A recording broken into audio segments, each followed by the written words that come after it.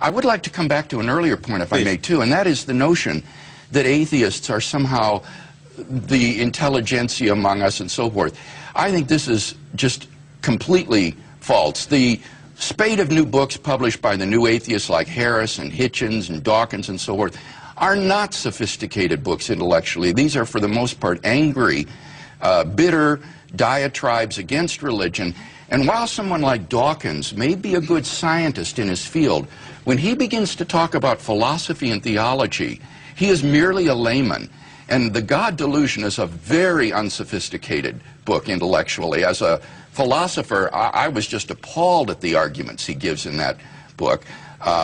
It is an embarrassment, really, I think. Well, I can agree, and I suspect Michael may as well. I think he would, too. If you look at the reviews, this man is respected in his field. Yes. But this book, if you look at the reviews, they're quite damning. I used to work with Chris Hitchens. He's a bright guy. He's a fun guy.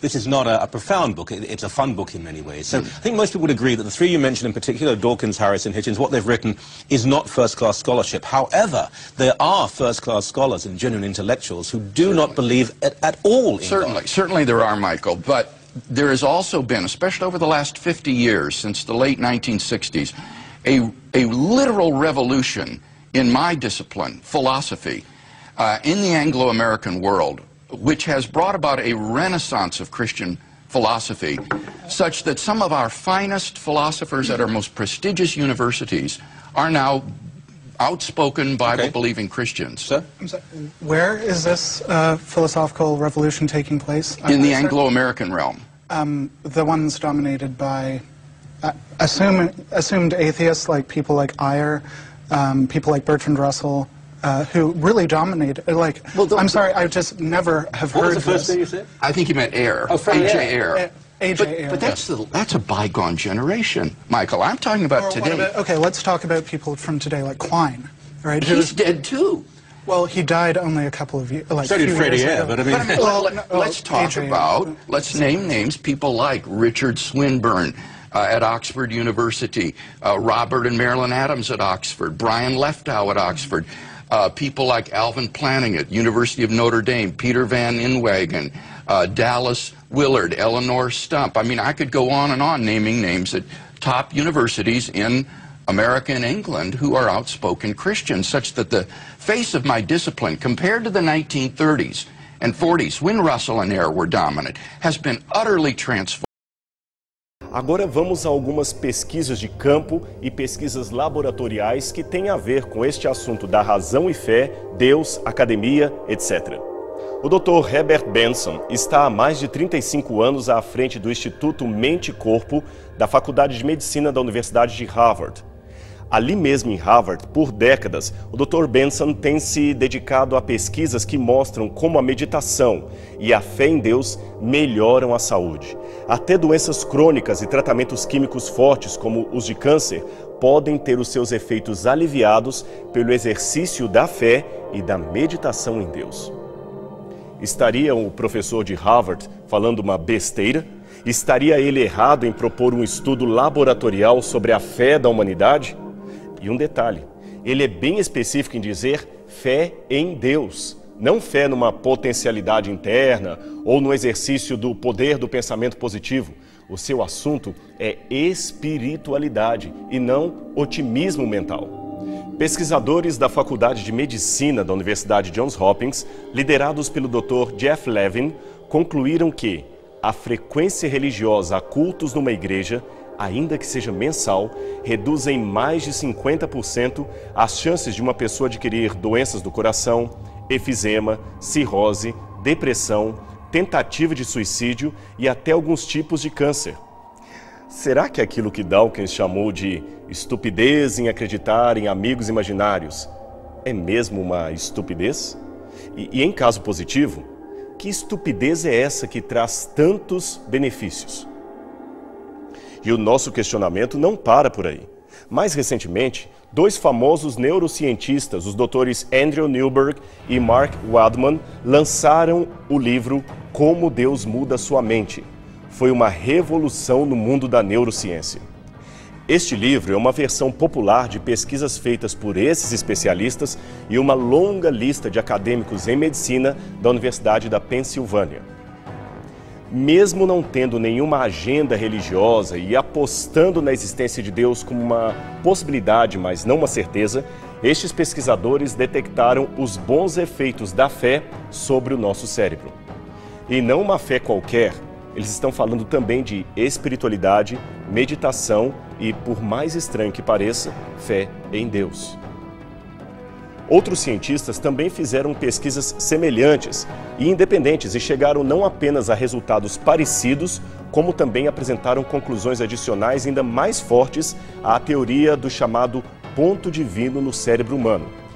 Dentre estes estão os doutores Justin Barrett, antropólogo, psicólogo experimental e professor da Universidade de Oxford, e Jordan Grafman, chefe do Departamento de Neurociência Cognitiva do Instituto Nacional de Distúrbios Neurológicos e Derrame. Grafman é ainda autor de uma das pesquisas mais recentes sobre o assunto, que foi publicada na conceituada revista científica Proceedings of the National Academy of Science. O que esses pesquisadores concluíram é que a mente humana foi projetada para crer num ser superior. E quando isto não acontece, a tendência é compensar a carência de fé adorando algo no lugar de Deus. Alguns desses autores, como o próprio Dr. Newberg, que nem é religioso praticante, sugeriu que a ciência deveria levar a sério esse assunto, estudando o que eles chamam de neuroteologia, um termo hoje aceito por vários especialistas de várias áreas. É lógico, porém, que isto não implica em provar pela ciência as doutrinas da fé ou a veracidade desta ou daquela religião.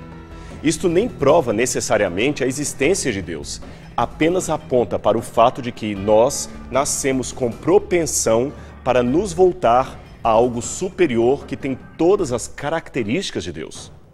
Quanto às verdades da fé, por exemplo, saber se Jesus é mesmo Filho de Deus ou se o Apocalipse finalmente cumprirá todas as suas profecias, estes são temas de outro departamento que não podem ser avaliados à luz do método científico. Essas pesquisas, repetimos, se limitaram a comprovar que a nossa mente é estruturada para crer. Noutras palavras, a nossa natureza humana foi projetada para raciocinar, levando em conta a realidade espiritual do universo em nosso redor. Logo, querer exigir que um aluno ou pesquisador universitário deixe do lado de fora da faculdade a sua fé, querer que ele veja apenas o aspecto material da realidade, ignorando ou negando outros aspectos espirituais ou divinos, equivale, em última instância, a pedir que ele interrompa os mecanismos normais do raciocínio humano, que se limite a ser cético e materialista. Ora, isto é uma negação da capacidade de raciocínio do ser humano, para não dizer uma mutilação arbitrária de suas potencialidades cognitivas. Antes que essas recentes pesquisas fossem realizadas na neurociência, o Dr. Viktor Frankl, fundador da terceira escola de psicanálise de Viena, também havia chegado a conclusões muito semelhantes. Como psicanalista, ele afirmou que o ser humano foi projetado para crer num ser superior e adorá-lo. E mais, neuroses sérias poderiam decorrer da mera negação desta realidade do nosso ser. E você deve estar se perguntando qual foi a reação dos ateus em relação a estas pesquisas. Afinal, muitos acadêmicos de diversas outras áreas também chegaram a estas conclusões acerca da relação íntima entre o nosso cérebro e a fé em algum tipo de Deus. E então, o que disseram os ateus acerca de tudo isto? Bem, eles também admitem essa projeção para o sagrado. Aliás, até mesmo Darwin admitiu isto ao dizer em seu livro A Origem do Homem, escrito em 1871, que a disposição humana para crer em agentes espirituais é incrivelmente uma predisposição universal. Mas a explicação de um ateu, é claro, é bem diferente e bem interessante. Inspirados em Sigmund Freud, o pai da psicanálise, que também era ateu, eles dizem que a fé e a busca do sagrado é uma ilusão infantil danosa que precisa ser superada pelos seres humanos. Alguns chegam a ser mais radicais ainda, como o escritor e psicólogo clínico Darrell Ray, autor do livro O Vírus de Deus. Ele declara que a religião é um parasita que atinge o cérebro e enfraquece a pessoa. A mudança de hábitos, a conversão a uma nova fé religiosa é para ele o sintoma deste vírus que atinge a mente, e isto só se resolve com tratamento especializado. Imagine então que um traficante de drogas que abandonou o narcotráfico porque se converteu para uma religião seria na verdade alguém acometido por uma doença que precisa ser curado. Tratá-lo nesse caso equivaleria a fazer com que ele volte para o crime? Irônico, não é mesmo? As evidências não apenas mostram que a fé é algo bom, mas também mostram que ela é totalmente compatível com o mundo acadêmico. Aliás, uma enquete feita em 2007 com 1.646 acadêmicos de 21 renomadas universidades americanas demonstrou que 60% de todos os físicos, químicos e biólogos entrevistados afirmavam com segurança: eu creio em Deus. Essa pesquisa foi publicada no próprio ano de 2007 na revista indexada Social Problems, especializada em assuntos de sociologia. E então, seriam mesmo estúpidos aqueles que creem em Deus, ou como dizem os neoateístas, aqueles que creem em amigos imaginários? Se isto é verdade, estamos na pior crise intelectual de todos os tempos, pois títulos de mestrado e doutorado estão sendo conferidos a pessoas estúpidas. Alguém certa vez comparou a crença a Deus a acreditar em Papai Noel, mas eu nunca vi título de PhD sendo dado a alguém porque admite a existência de Papai Noel. Mas muitas pessoas que acreditam na historicidade do Gênesis têm os seus títulos conferidos por respeitadas universidades ao redor do mundo. E o que é pior, pessoas que mostraram altíssimos resultados em testes de QI ou aptidão intelectual. Então, seria o estúpido que crê em Deus o inteligente? Seria o estúpido um gênio? Eu pensava que estupidez e inteligência eram coisas opostas. Ou será que o conceito de estupidez dos neo-ateus não passa de preconceito e racismo intelectual? Seria democrático uma universidade impedir um aluno ou pesquisador de refletir racionalmente sobre a sua fé? Creio que não. Aliás, o qualitativo de estupidez se aplicaria nesse caso à quase totalidade da população mundial. Afinal, estatísticas feitas por diferentes entidades apontam entre 95% e 97% a fatia populacional que ainda crê em algum tipo de divindade. E então, seríamos nós, os 90 e tantos por cento que cremos em Deus, todos estúpidos? E o que as pesquisas apontam? Bem, vamos sistematizar a tese inicial dos céticos nas palavras do Dr. Rodney Stark, que por mais de 30 anos lecionou sociologia na Universidade de Washington. Ele afirmou: na época do Iluminismo, muitos intelectuais do Ocidente anteciparam com ardor a morte da religião, do mesmo modo que os judeus esperavam a vinda de um Messias. Os mais notórios nomes da sociologia, antropologia e psicologia tinham quase unanimemente expressado sua confiança de que, se não seus filhos, certamente seus netos, viveriam para ver o despertar de uma nova era, na qual, parafraseando Freud, as ilusões infantis da religião teriam desaparecido. Você prestou atenção no que ele disse? Agora, as evidências de campo corroboram com esta previsão que ele fez? Pelo contrário, é surpreendente como a religião permanece firme na suposta era pós-fé ou pós-cristã.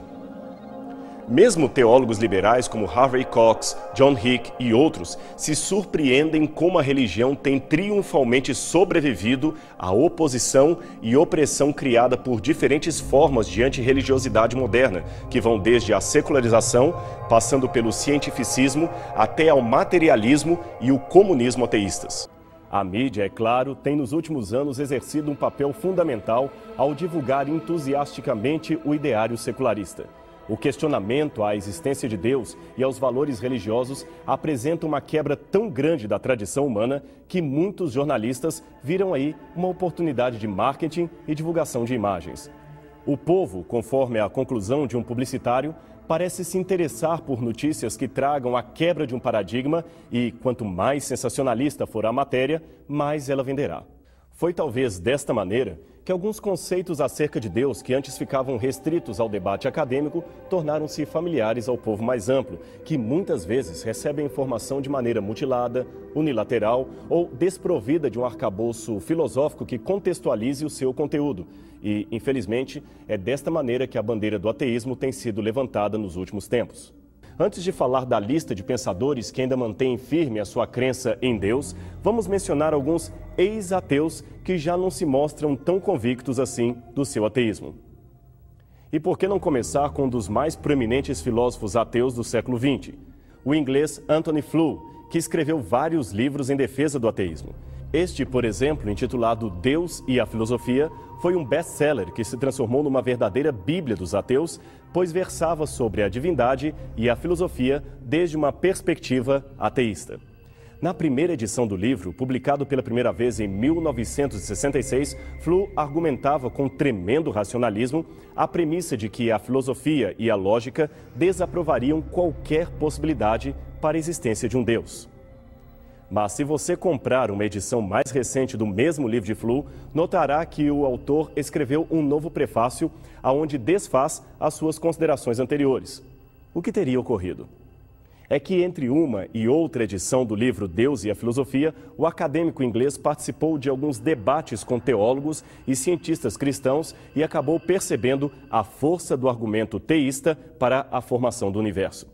Note a capa de um dos seus mais recentes livros, There is not a God, Não há um Deus, mas note que o não está cortado como o próprio subtítulo diz. Aqui você vai encontrar a história como o mais notável ateu mudou de ideia acerca de Deus. Esse livro foi escrito juntamente com Roy Abraham Varghese, cuja obra A Maravilha do Mundo, uma viagem da ciência moderna para a mente de Deus, exerceu um grande impacto no pensamento de Flew. Também pudera, propondo o que seria a existência necessária de Deus. Para justificar a própria existência do universo planejado, Varghese cercou de bons argumentos a obra que produzira. Este, aliás, foi sempre o seu feitio, capacidade clara de argumentação em todos os livros que escreveu. Num deles, por exemplo, intitulado Cosmos, Bios e Theos, ele e seu coautor, Henry Margenot, fizeram um magnífico trabalho. Juntos, eles apresentaram o depoimento de nada mais, nada menos que 60 cientistas mundialmente reconhecidos em sua área de atuação, sendo 24 deles ganhadores do Prêmio Nobel. Todos esses, sem nenhuma exceção, afirmaram-se piedosamente crentes em Deus. Para ser honestos, devemos afirmar que Anthony Flew não se converteu ainda à visão de Deus trazida pela Bíblia. Ele prefere falar no Deus de Aristóteles, que criou o universo, mas que não sabemos o bastante a respeito dele. Seja como for, de ateu a crente na existência de um Deus criador, Flew deu um grande salto idealístico que chocou seus ex-companheiros de tribuna ateística. O próprio Richard Dawkins lamentou a perda desse valioso intelectual para o lado do teísmo. Aliás, numa entrevista concedida à revista acadêmica Philosophy Now, Flew declarou o seguinte: parece-me agora que os resultados de mais de 50 anos de pesquisa sobre o DNA têm provido elementos para um enorme argumento a favor do design, isto é, da existência de um ser superior que fez o universo. E, para surpresa adicional de todos, ele também passou a questionar as teorias naturalistas da evolução. Continua ele. Torna-se extraordinariamente difícil, até mesmo supor a mais leve pressuposição de uma teoria naturalista da evolução que pudesse explicar a reprodução do primeiro organismo vivo. E por falar em DNA, o que poucos sabem é que um dos principais responsáveis pelo mapeamento genético do DNA humano, feito em 2001, também fora, na sua juventude, outro ateu convicto que igualmente abandonou a descrença para crer piamente na existência de Deus. Ele é o biólogo americano Francis Collins, diretor do Projeto Genoma e um dos cientistas mais notáveis da atualidade. Desafiado por colegas que ainda permanecem ateus, Collins lançou seu livro The Language of God, A Linguagem de Deus, que foi uma bomba contra o ateísmo. Nas 300 páginas dessa obra, o biólogo conta como deixou de ser ateu para tornar-se cristão aos 27 anos e narra as dificuldades que enfrentou no meio acadêmico para revelar a sua fé, que, aliás, permaneceu secreta por muitos anos por medo de ser rejeitado por outros membros da academia. Collins, a bem da verdade, ainda acredita que é possível conciliar a teoria de Darwin e sua fé em Deus, mas nem todos concluem assim. Pelo menos foi o que aconteceu com o bioquímico Michael Beer, professor da Universidade de Lehigh, na Pensilvânia, que, ao escrever os best-sellers A Caixa Preta de Darwin e O Limite da Evolução, anotou não apenas os sérios problemas científicos com esta teoria, como também percebeu a sua incompatibilidade com a crença num Deus criador. E que tal fechar este ciclo de ex-descrentes com um erudito literário irlandês conhecido mundialmente por suas obras de ficção? Com o sucesso mundial de As Crônicas de Nárnia, o nome do seu criador, C.S. Lewis, tornou-se igualmente conhecido entre o público em geral. Porém, o que nem todos sabem é que o próprio Lewis foi um brilhante professor de Oxford, outro intelectual de envergadura que também se decepcionou com o ateísmo, deixando-se envolver confortavelmente pelos braços da fé em Cristo. Veja agora algumas de suas notas acerca de sua nova fé em Deus, assim que deixou de ser um ateu convicto. Deus sussurra a nós na saúde e prosperidade, mas sendo maus ouvintes, deixamos de ouvir a voz de Deus.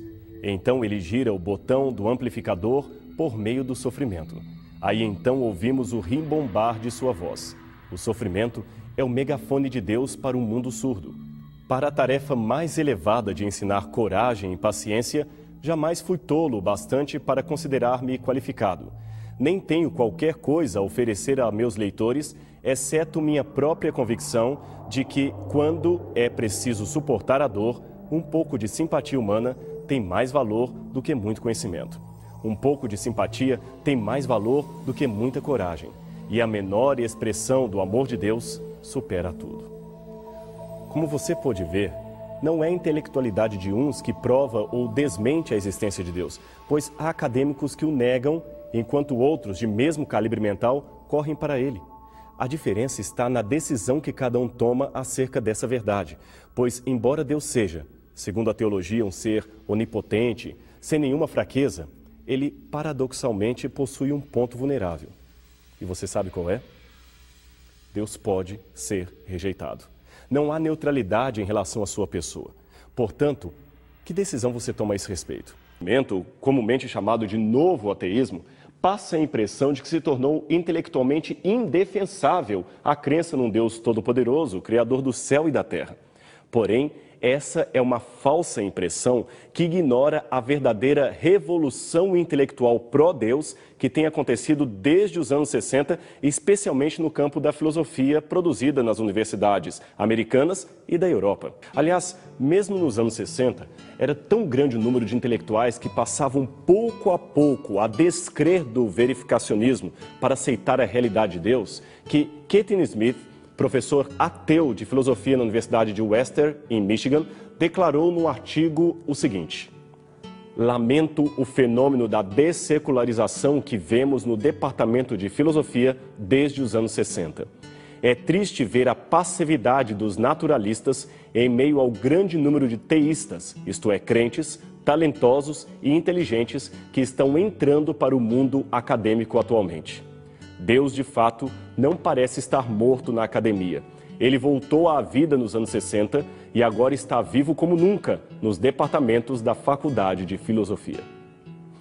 Em 1997, Edward Larson, da Universidade da Geórgia, resolveu refazer a pesquisa de Leuba, usando, desta vez, praticamente a mesma metodologia da entrevista anterior de 1914. Os números não foram muito diferentes. Uns 60% responderam à enquete, um percentual alto. E destes, 40% disseram crer em Deus e 45% disseram não crer em Deus. 15% deram respostas dúbias.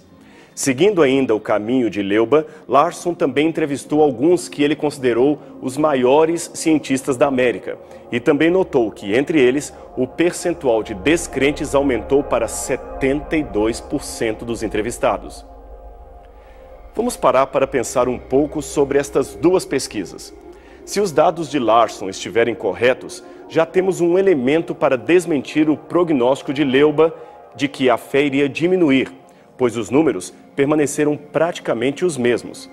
Também não vimos nada de 90% ou 99% dos cientistas declarando-se ateus, como se diz por aí. Isto é claramente, portanto, uma lenda urbana. Mas ainda há algo a analisar nesses números. Em primeiro lugar, o subjetivismo dos pesquisadores em decidir quem eram os grandes cientistas e quem eram os cientistas medianos. Ora, isto é muito abstrato, principalmente se estamos medindo níveis de inteligência. Veja, você poderá encontrar em meio aos chamados Dalit, os mais miseráveis e rejeitados da Índia, um garoto com capacidade de raciocínio semelhante a de um gênio, mas que o mundo nunca conhecerá porque viveu e morreu como um intocável da religião hindu. E, igualmente, poderá encontrar na Universidade de Yale um estudante mediano que está ali apenas devido ao aproveitamento de oportunidades sociais do que devido ao fato de ser realmente um gênio. E tem mais. Esses dados de ambas as pesquisas foram seriamente questionados por especialistas em antropologia social, estatística e história. A doutora Eugene Scott, por exemplo, antropóloga social e premiadíssima diretora executiva do Centro Nacional para Educação e Ciência dos Estados Unidos, declarou que a pesquisa de Larson, assinada juntamente com Larry Witton e publicada na Nature, foi apressada e sem dados confiáveis para basear as suas conclusões. E antes que alguém pense que a doutora Scott é uma religiosa fundamentalista, saiba que foi ela quem liderou em 1980 um movimento para se proibir o ensino do criacionismo nas escolas públicas do Kentucky. Estamos, portanto, falando de uma evolucionista de renome que não reconhece as conclusões ou os dados dessas pesquisas. Outro que também criticou de maneira ainda mais pontual as conclusões de Larson foi o Dr. C. Mackenzie Brown, que é historiador das religiões formado por Harvard e Stanford. Ele notou que, além de apresentar problemas técnicos de demografia e também de amostragem dos entrevistados, ambas as pesquisas de Larson e Leuba falharam ao sustentar uma visão monolítica de Deus, de religião e de descrença. Aliás, a doutora Scott notou a mesma falha.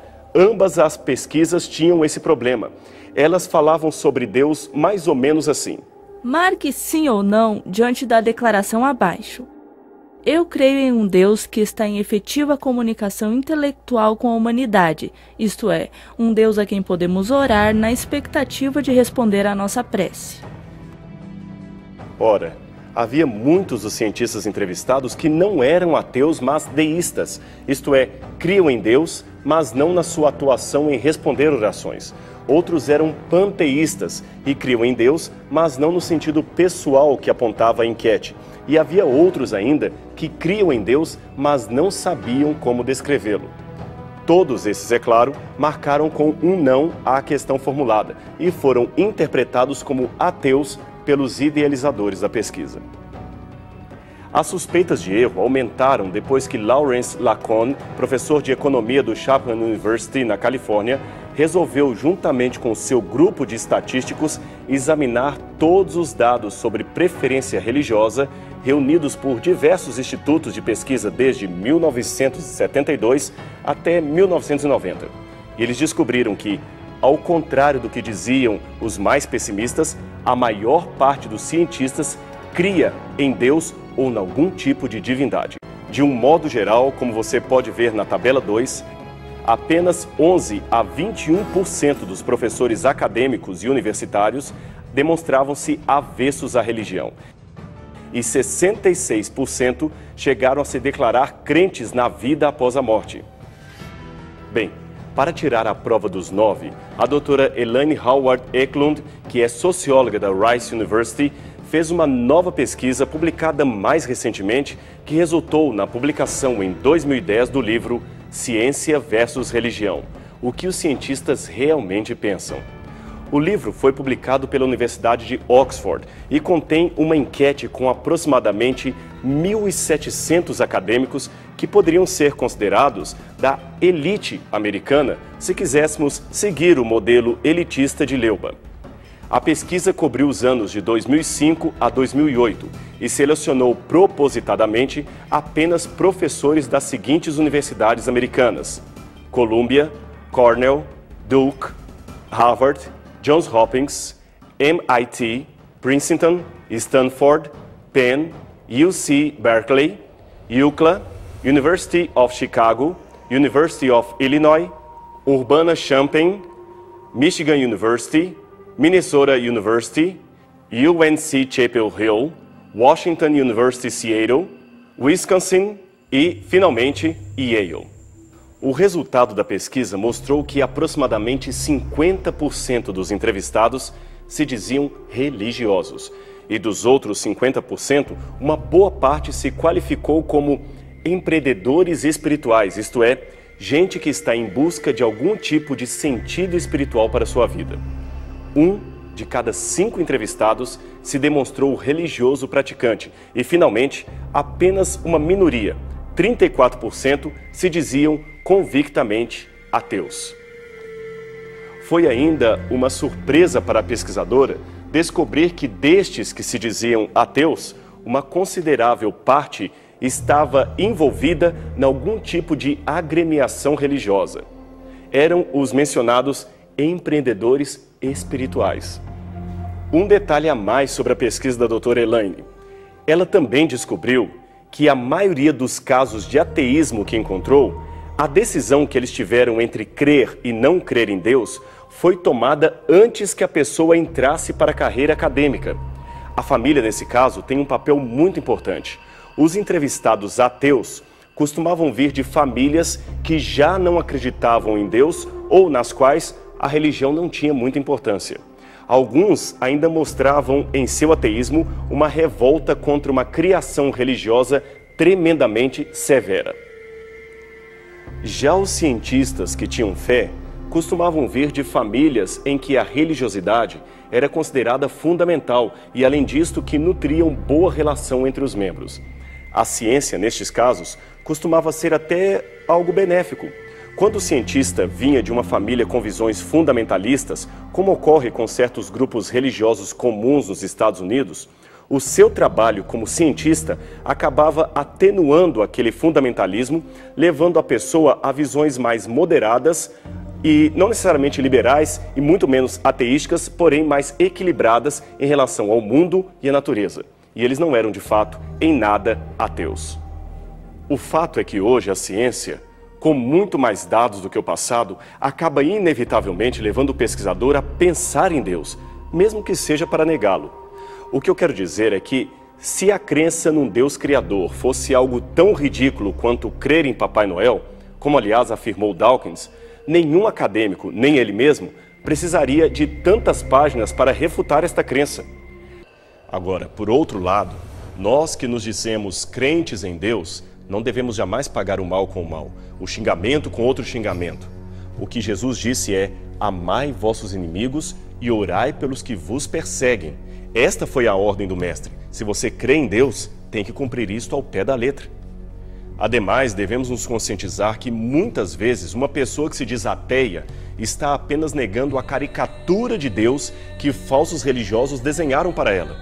Um Deus tão amargo, frio, fanático ou até sem graça, que eu mesmo o rejeitaria se a única imagem que eu tivesse dele fosse esta. Por outro lado, alguns ateus apontam tantos erros cometidos em nome da fé, reconhecidos erros como Guerra Santa, Inquisição, atentados, etc., que acabam imitando o modelo que eles tanto denunciam. Portanto, cuidado. Se você é um desses ateus militantes que ataca com tanta força a fé por causa dos erros que ela cometeu no passado e acentua demais esses erros, novamente, cuidado. Pois quando você contempla demais o abismo também contempla você. E foi um ateu que nos advertiu disto. O seu nome? Friedrich Nietzsche. Vamos lá. Trabalhe pelo menos com a hipótese de Deus. Abrace de coração esta possibilidade. Apenas a possibilidade. Isto é tudo que o Espírito Santo precisa para entrar em sua vida e mostrar a realidade do céu e a realidade de Deus. Pense nisto com carinho. E a gente estará aqui na próxima semana com você, no seu programa Evidências. Até lá.